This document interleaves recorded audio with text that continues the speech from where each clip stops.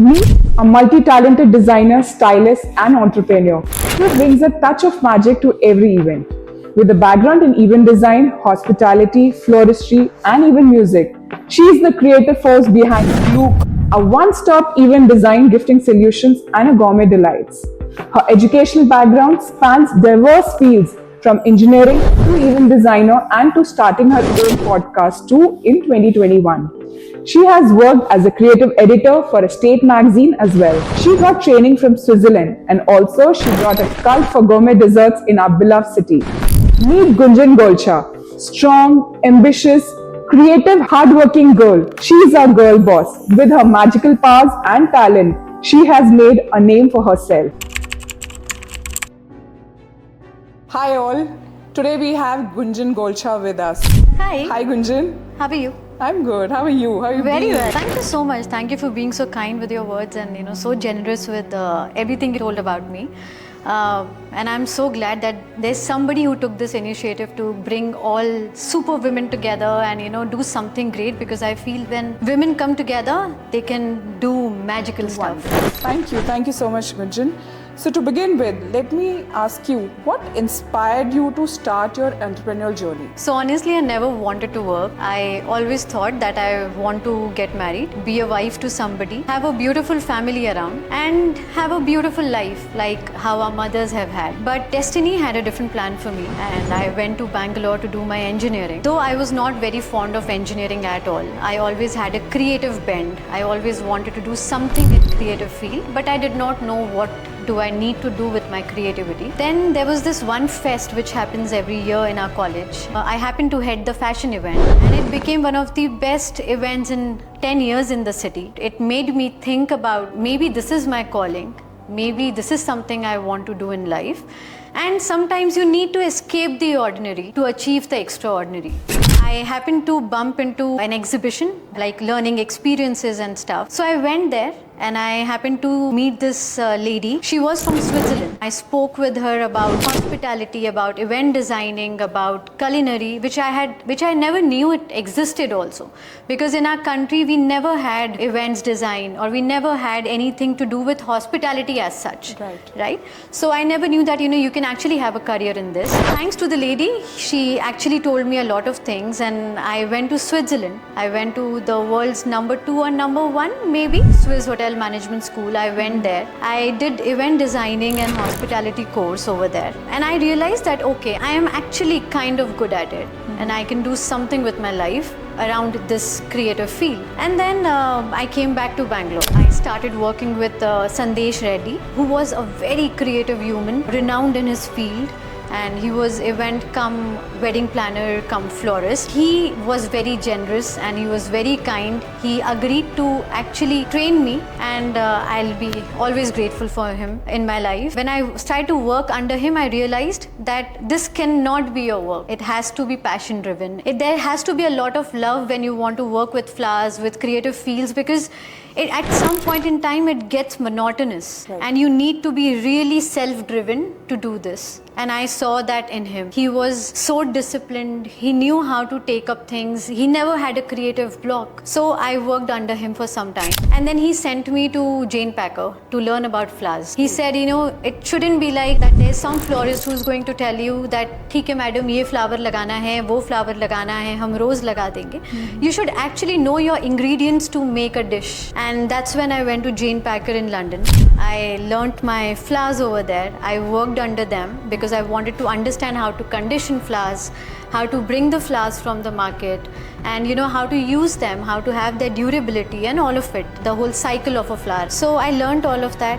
And because it was UK, you do not have Ramu Kaka to help you out. You really need to do everything on your own. You need to be hands-on. So that was something which really helped me in my entire journey. Then I came back to Bangalore. I launched Glück, which is my baby. Glück is a German word which means happiness. And I thought, what better way to bring happiness in other people's life? To be a part of their special day, make it even more special, happier. What inspired you to start your entrepreneurial journey that time? To be very honest, when I was doing Jane Packer, when I was doing Switzerland and all of that, I never thought that I would work. I was just doing it out of curiosity that, can I do something with my creativity? Am I really creative? Every day you need to come up with something new in your field, whether it's a jewelry designer, fashion designer, or whoever. It's not everybody's cup of tea. So I have a lot of respect for everybody who's into this field. Who's into this. And who's, designing clothes or whatever. It's so competitive, right? What were the biggest challenges actually, when you faced, when you actually started your business? I'm sure it not has been like. So when I was in Bangalore, the challenge was that it was not my place. I had just studied there for 4 years, 5 years, and I wanted to do something in a strange land. I happened to launch myself in a cafe which was actually overbooked on Valentine's Day. I'm so happy. That brings me so much happiness every time I think about it, because it was one of the most beautiful events in the city. There were people who did not have a date on that Valentine's Day, and they came with their parents or their mother, their father, their brother, because they just wanted to be part of that beautiful setup. And that brings me so much happiness even today. They were so warm. I don't think so anything else can bring me that sort of happiness. And actually you don't forget that first event of absolutely, the first decoration, the first yes. event. The goof up was that I was doing it for the first time, right? And I never knew that on a Valentine's Day or in that Valentine week, flowers are extremely expensive, right? And I did not have that plan. I did not know about it, right? And by that time, Sandesh was no more. So I had nobody to mentor me at that point in time. I was in a fix. I was like, shit, I am making one of the biggest art in the city. It was around 20 feet high. It was a huge piece. It was massive. So we wanted it to be the focus point of the decor, and it was filled with red rose. So I had that really burnt my pocket, but I was launching myself and I was like, no, I can't go wrong with it. And I genuinely feel that, when you love something, it grows, yes, right? It grows. And then even if you're like burning your pocket, but still, let's go for it. Yes. That attitude actually makes it. Absolutely. Matters, money you can earn. Right. It will always come back to you if you're doing something right. But that one day, particular Valentine's Day, when people were actually getting engaged, I don't think so I can be, happier than that to be a part of their special day. Can you just share a very, pivotal moment or a decision that significantly impacted the trajectory of your business? I was in Bangalore only for 3 or 4 months after that. I did my first wedding over there, and then I had to come back because my family said, now bahut ho gaya, ab aa jao ghar. So I came back. I didn't know if Raipur would accept me. Raipur would even accept the way we were working, because we were always into intimate events. I was just one person behind the whole group. I realized that, okay, I am into intimate events. I do not want to do larger than life events because it's my personal choice. I always felt that, if you're celebrating something, it has to be about you and not about the people around you. So I did not know if Raipur would actually accept it, because we as a city, we love our celebrations. We like it larger than life, huge events and all of it, right? Fortunately, people were very kind and they actually accepted the way we wanted to work. They gave us a lot of love. They loved everything what we were doing. And I started off with a very small birthday event at this beautiful Cafe Mocha. That's where we started. And I have worked as a caddy for my event. I have worked as an housekeeper for my event.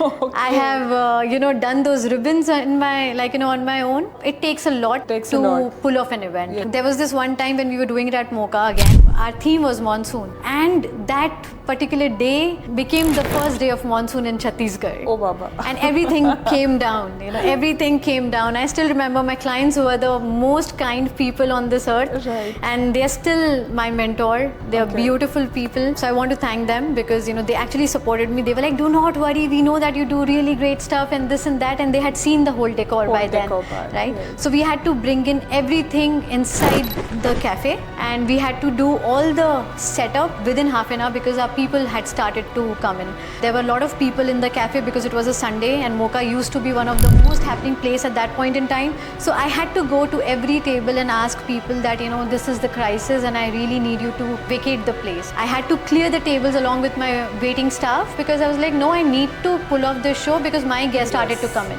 Tell me about this Switzerland story. What was the add-on in this Loop journey? So I always believed in one thing, that if you want to do something, do it with with all your heart and soul. Don't just go midway and come back that, okay, it did not work out for me. Because everything eventually is going to work out for you. You really need to give in everything what it needs. So I had gone over there to learn event designing and hospitality. It was Swiss Hotel Management School. Eventually I got to know there was a culinary section. So I was like, no, I really want to see how these people work. The chef over there, he was one of the best chefs in the whole of Swiss. I asked him, can I just assist him after my classes? He actually allowed me to assist him. I just wanted to learn the techniques people were using. When did you start your bakery? When we started to work in Raipur, people never used to do baby showers over here. There was only Jalwa Puja. So when we started doing baby showers and baby announcements and birthdays here, raising table, the dessert counter became one of the most important elements of our decor. We started to call desserts from Bombay, from cupcakes to macaron to cake pops and everything. It was very taxing.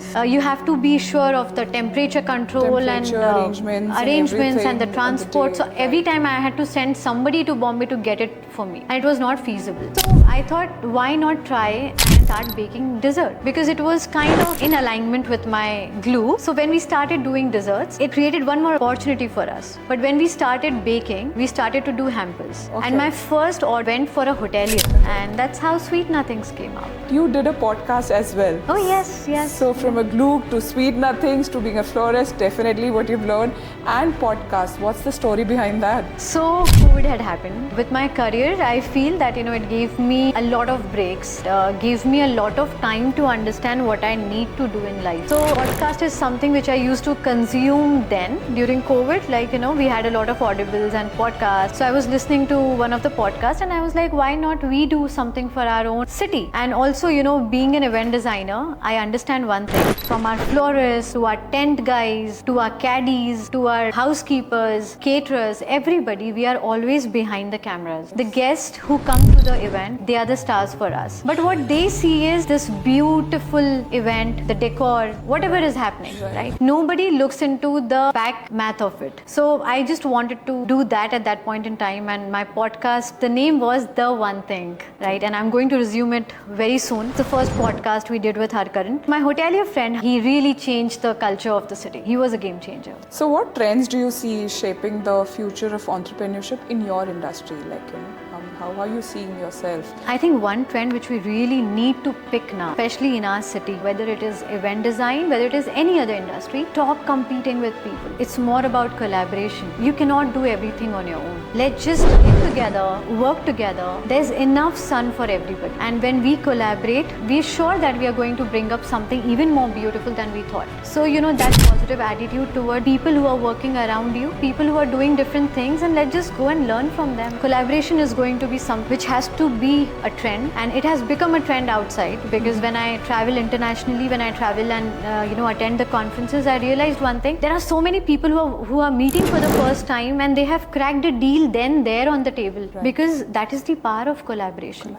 So I think that's going to be something which is very important. So what advice would you give to the aspiring entrepreneurs if they want to get into this industry? Don't think much about doing, this is not my job, chota kaam hai, ye bada kaam hai. Please get out of all of that, assumptions of yours. That is not going to work in the industry of service and hospitality. Be unstoppable.